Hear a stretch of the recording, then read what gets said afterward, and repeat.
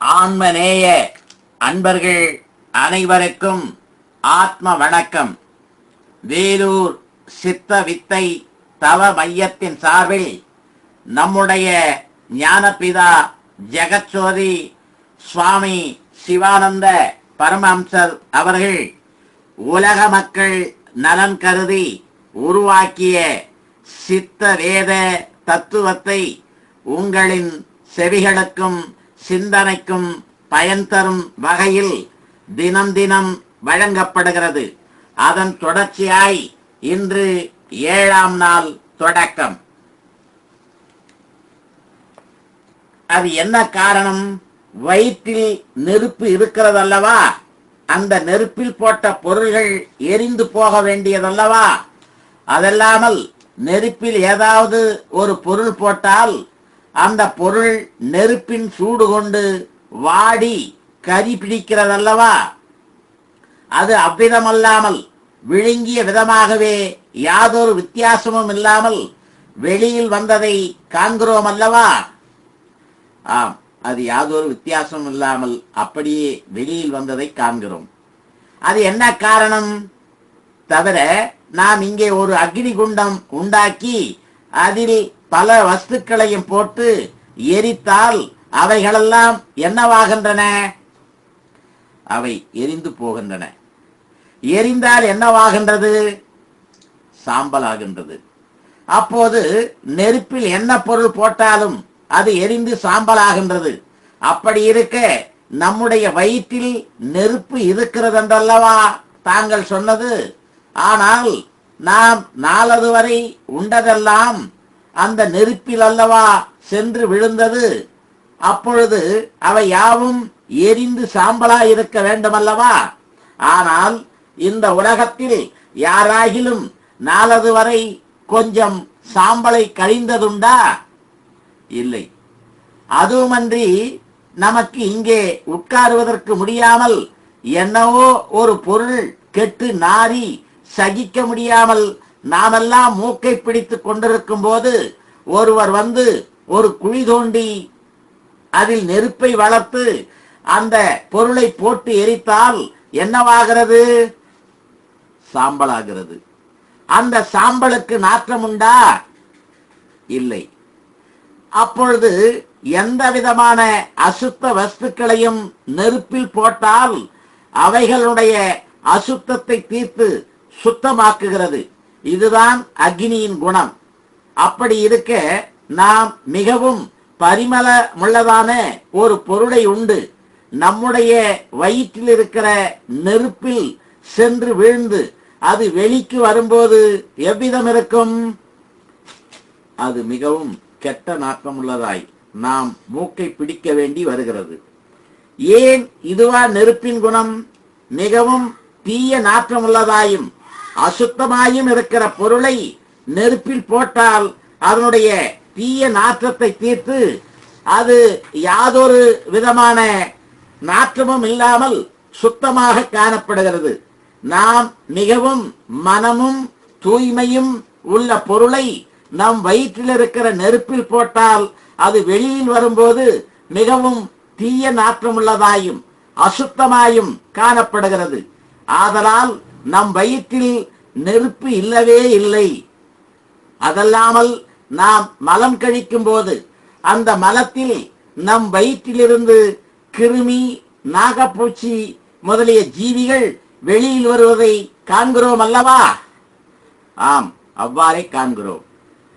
ஆனால் வயிற்றில் நெருப்பு இருந்தால் அவ்விதம் கிருமி முதலான ஜீவிகள் உண்டாவதற்கிடம் உண்டா? அக்னியிலிருந்து ஏதாவது ஜீவிகள் உண்டாகுமா? உண்டாகாது. இது தவிர உலகத்தில் இருக்கிற சர்வ சராசரங்களும் ஆகாரம் இல்லாமல் ஜீவித்திருக்க முடியாது. அதாவது சஸ்யாதிகள், அதாவது தாவர வர்க்கங்களில் நாம் உண்டாக்கி வருகிற மரம், செடி, கொடி முதலிய தாவர வர்க்கங்களுக்கு நாம் எரு சேகரிக்கிறோம் அல்லவா. அது எப்படி என்றால், நாம் ஒரு குழி தோண்டி அதில் பற்பல பொருள்களை சேகரித்து அக்குழியில் போடுகிறோம். அவைகள் குழியில் போட்டபடியே இருக்குமேயானால் அது எருவாகி தீருமா? தீராது. ஆனால் அவைகள் எருவாவது எப்படி என்றால், மேற்சொன்ன எருக்குழியை மூடி வைத்து சில நாட்கள் செல்லும் போது அதில் போட்ட பொருள்கள் குமரி அழுகி ஜீரணித்து கெட்டு எருவாகிறது. அந்த எருவை எடுத்து சஸ்யாதிகளுக்கு ஆகாரமாக கொடுக்கிறோம். அந்த படியே ஜீவித்திருக்கிறதற்கு நமக்கும் எருவாகிற ஆகாரம் வேண்டும். அந்த எரு சேகரிக்கிறது எப்படி என்றால், மேல் சொன்ன சஸ்யாதிகளுக்கு வேண்டி எவ்விதத்தில் எரு உண்டாக்குகிறதோ அந்த விதத்தில் எரு உண்டாக்குகிறதுக்குள்ள ஒரு எருக்குழியாகும் இக்காணுகிற நம் வயிறு. எருக்குழியான இந்த வயிற்றில் பலவித பொருள்களும் போட்டு வைக்கிறோம். அவைகளெல்லாம் குமுறி அழுகி ஜீரணித்து கெடுகின்றன. அந்த பிரகாரம் ஜீரணிக்காவிட்டால் அதற்கே அஜீரணம் என்று சொல்லுவது. அஜீரணம் என்றால் ஜீரணமில்லாமை, ஜீரணம் என்றால் அழுகி கெடுகிறதே ஆகும். அப்படி அழுகி கெடாவிட்டால் பல ரோகங்களும் உண்டாகின்றன.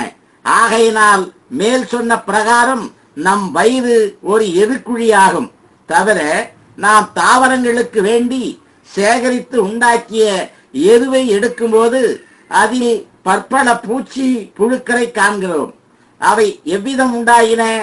நாம் அதில் ஏதேனும் ஜீவிகளை போட்டதுண்டா? போட்டதில்லை. ஆனால் அந்த எருக்குழியில் போட்டுள்ள சாமான்கள் மிகவும் நிறைந்து நெருக்கமான போது குமுறி, அதாவது புழுங்கி, அக்குமுறுதலினின்றும் சூடுண்டாகி அச்சூட்டிலிருந்து ஆவி உண்டாகிறது. அந்த ஆவிக்கே சுவேதம் என்று சொல்லுவது. சுவேதம் என்றால் வியர்வையாகும். அவ்வியர்வையே சுக்கிலம். அச்சுக்கிலம் அக்னியிலிருந்து உண்டானது. அதாவது எருக்குழியில் போடப்பட்ட சாமான்கள் நிறைந்து நெருங்கி குமரிய போது உண்டாகிய சூடு அக்னியினால் ஆகும்.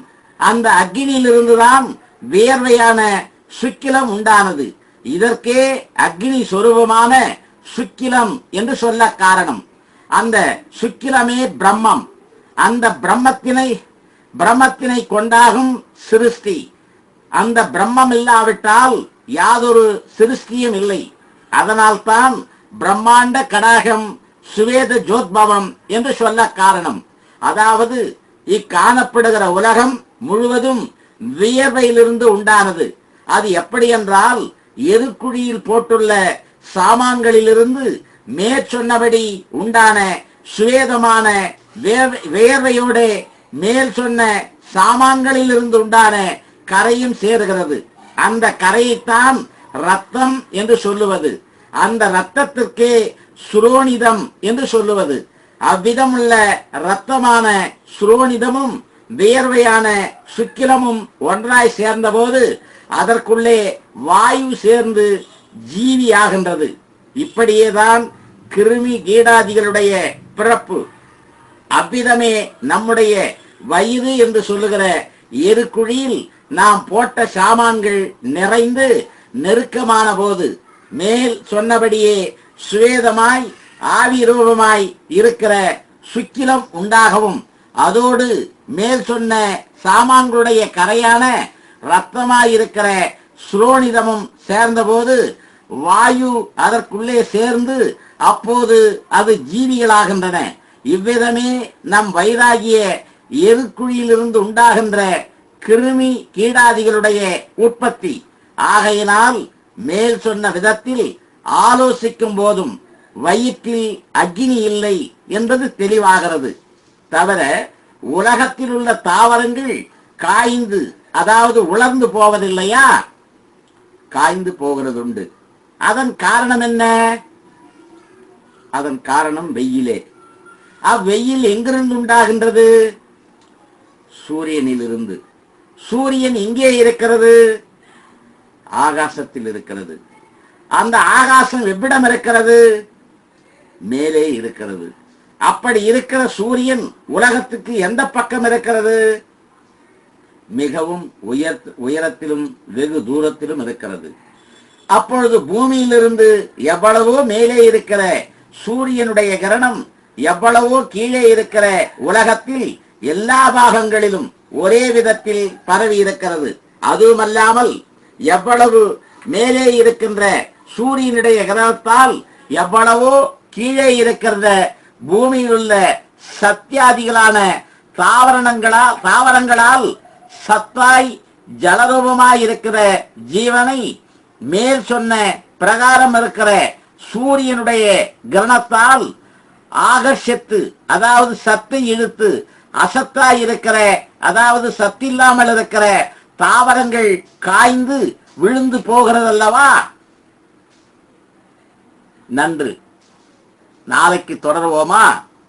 ஆத்ம வணக்கம்.